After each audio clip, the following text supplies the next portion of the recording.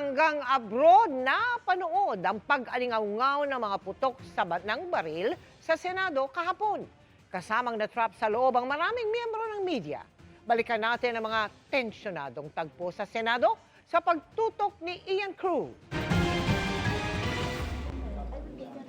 Pasado alas 3 ng hapon kahapon, business as usual pa sa Senado. Nasa session hall ang mga senador kung saan kasama sa tinalakay ang mga pagbibigay ng proteksyon ng Senado kay Senador Ronald Bato de la Rosa sa gitna ng nabigong pag-aresto sa kanya bunsod ng arrest warrant mula sa International Criminal Court. Magandang hapon mga Pero bago matapos ang sesyon, nanawagan sa pamagitan ng Facebook live stream si De La Rosa sa kanyang mga taga-suporta na mag-vigil sa harap ng Senado sa gitna ng natanggap na impormasyon na meron na namang mga taga-NBI na aresto sa kanya. Meron po tayong natanggap na impormasyon na pagkatapos sa aming session, meron na po mga operatiba ng NBI at ng CIDG ang pupunta dito para ako'y arestuhin. Ako po nanawagan sa inyo na sana pumunta kayo dito, tulungan nyo kami, mag-vigil tayo dito sa harapan ng Senado. Noong mga oras na yan, sanib puwersa ang mahigit 1,000 pulis sa pagbabantay sa labas ng Senado. Nakapaligid din doon ang mga rallyista. Kasunod nito, nakumpirma impormasyong walang inilabas sa temporary restraining order ang Korte Suprema na hinihiling dapat ni De La Rosa upang pigilan ang pagdakip sa kanya. Bago mag-alas 7 ng gabi, namataan si Senate Sergeant at Arms Mau Aplasca na nagsusuot ng bulletproof vest. May arestuhin anya sila pero hindi niya pinangalanan kung sino. We're going to arrest somebody inside the... Sir, ano po? Ano po, sir? Sino, sir? We are going to arrest Sino po, sir? somebody. Sino, sir? How can we do the operation with you? Please clear the area. Clear the area. Clear the area. Pasado alas 7 ng gabi, dumating ang mga naka-uniforming sundalo sa second floor ng Senado at nag-anunsyo na naka-lockdown muli ang Senado.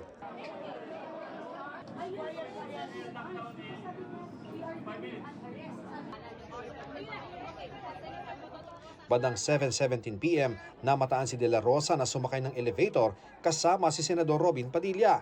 Nanggaling sila noon mula sa opisina ni Senate President Alan Peter Cayetano. 7:22 naman, naitransmit sa Senado ang articles of impeachment laban kay Vice President Sara Duterte.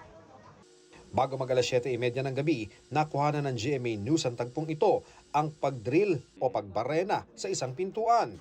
Ito yung sa bahagi ng GSIS building at lagusan patungo sa Senado na nasa kaparehong gusali. May mga kasama ang lalaking nagdidrill, kabilang isang nakasuot ng vest na may marka ng NBI. Sineselyuhan daw nila ang pinto na nilagyan pa ng metal screw para hindi mabuksan. Ang pagdidrill na ito naririnig sa kabilang bahagi ng pader na bahagi na ng Senado. Pero dakong 7:46 p.m. Nagtakbo kami na bigla. Nagkaroon ng sunod-sunod na protocol.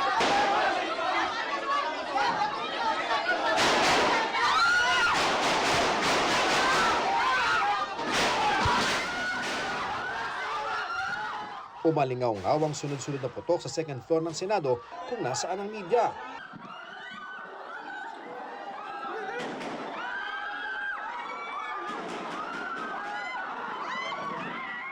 Ang mga nagko-cover na media noong mga oras na yon, kanya-kanyang kubli habang pilit na binabalita kung ano ang nangyayari. Tatakbuhan kami dahil malakas sa mga putok. Ilang sandali ring narinig ang putukan.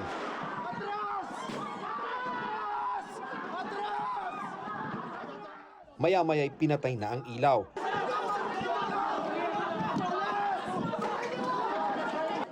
At pumuesto ang mga sundalong kasama sa mga bantay ng Senado sa ilang bahagi ng hallway. Bandang alas 8 ng gabi, nag-live stream si Senate President Alan Peter Cayetano. Sino nakikinig from the government? This is the Senate of the Philippines.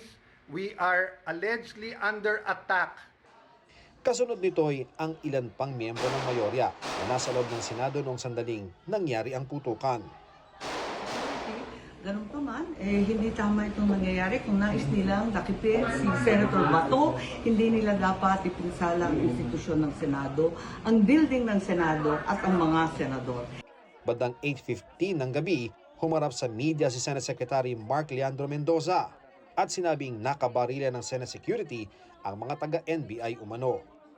Mga kapuso, doon po sa lugar na yan, yan po yung pagitan ng Senado at GSIS. Diyan po naganap yung malalakas na putukan, mga sundalo po at mga usaa yung nakita natin na talagang ma-action po ang naging tagpo dyan at mabuti lamang po sa mga sandaling ito ay humupa na ang tensyon. Dumating sina PNP Chief Jose Melencio Nartates Jr. at DILG Secretary John Vic Remulla na prioridad daw ang seguridad ng mga senador na nasa loob pa ng gusali. That is my number one priority, to secure the senators. I will not arrest Senator Bato, just to be clear. Nandito na po si Secretary John Vic Remulla. Kalma lang po kayo. Tayo natin kung ano talaga yung nangyari. Sa mga kababayan natin nakikinig, huwag muna kayong masyadong mabahala. Pero ang pagsangkot sa NBI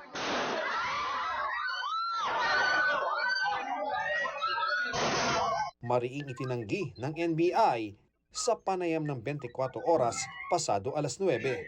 May mga NBI daw po ron na pinapuputukan sila. Ang problema po niyan, wala naman po kami dineploy doon at wala namang utos na may aarestuhin po si Senator Bato. So sabi ko, iimbestigahan nyo, pahuli nyo. Pahuli nyo yung mga nagpapaputok. Dahil sigurado ko wala kaming tao na nandiyan dyan sa loob ng Senado. Kalaunay lumabas din ng gusali si Remulla kasama na ang mga senador. The OSAA gave a warning shot and in their retreat, they started firing into the air. That's as far as we know, okay?